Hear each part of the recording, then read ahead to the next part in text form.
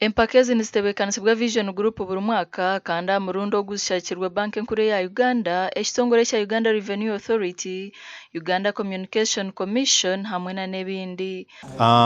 Niza kutandika ngambira abaziire ni recommending mu downloading app ne abusha ya Google ne bagireta Google Child or Parental Control.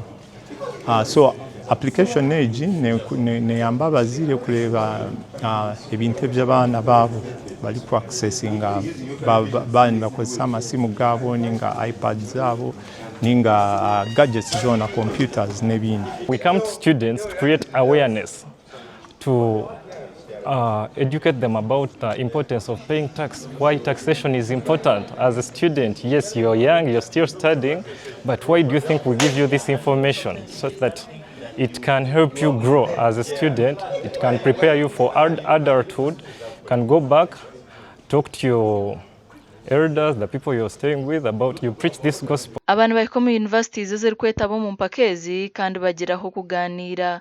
Twogera ku byankulaakulana, twogera ku byansimbi, twogera ku bya economy.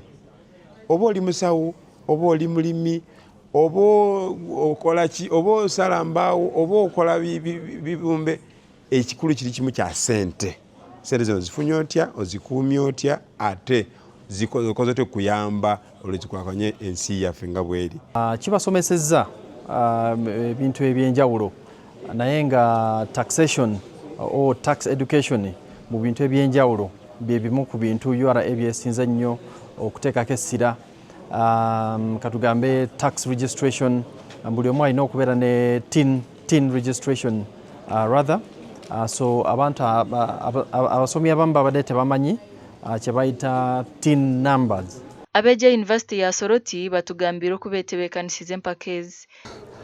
For CM Medical Center, I feel like I've gathered enough information and I believe I'm duly eligible to be challenged with the new areas that I will be asked about. Personally, I treasure so much history and I would wish to go there and be pumped those questions, those hard questions. Ndyaha tulya kwetebeekanisa kandi nk'omwana olukwega ebyobushaho nikirungi okuza mu competition zezi kandi okamanya ebiryaheeru y'irwaliro na n'ebindi bakakubuza ebibuuzo kandi n'okubimanya byona. We are promising that this time round it's going to be our year and we are doing all it takes to ensure that we win it this time round.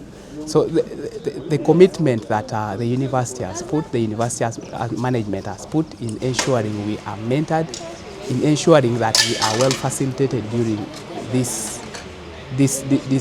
season 4 is really enormous, and I want to thank them so much.